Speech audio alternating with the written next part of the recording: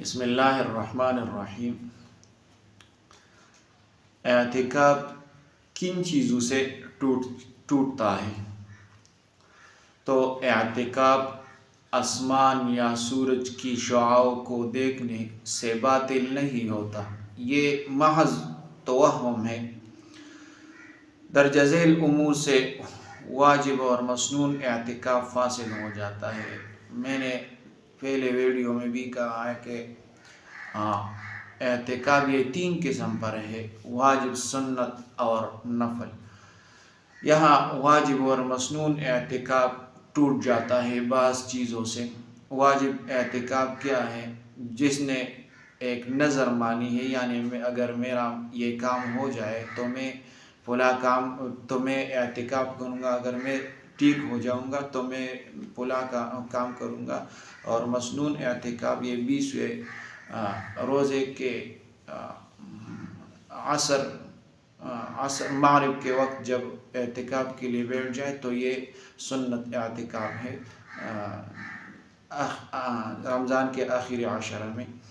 تو کس چیز سے اعتکاف ٹوٹ جاتا ہے؟ نمبر 1، کسی طبعی یا شرعی عذر کے بغیر مسجد سے باہر نکلنا، روزہ رکھنا یا توڑ دینا۔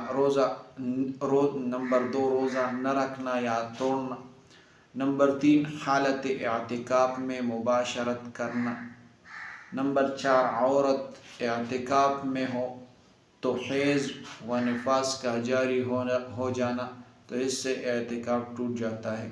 یا کسی عذر کے باعث اعتکاف گاہ سے باہر نکل کر ضرورت سے زیادہ ٹہرنا۔ اگر کسی نے اعتکاف چھوڑ دیا اور اعتکاف ٹوٹ گیا تو اب اس کی قضا کیسے کریں گے؟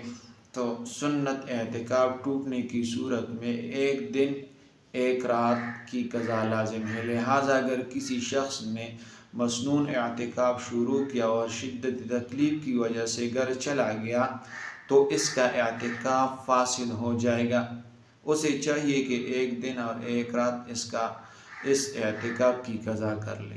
قضا کا طریقہ یہ ہے کہ 1 دن 1 رات روزے کے ساتھ مسجد میں اعتکاف کرے، خواہ رمضان میں کرے یا رمضان کے بعد، یعنی غروب آفتاب سے پہلے مسجد چلا جائے اور اگلے دن روزہ رکھے اور پھر غروب آفتاب کے بعد واپس آ جائے۔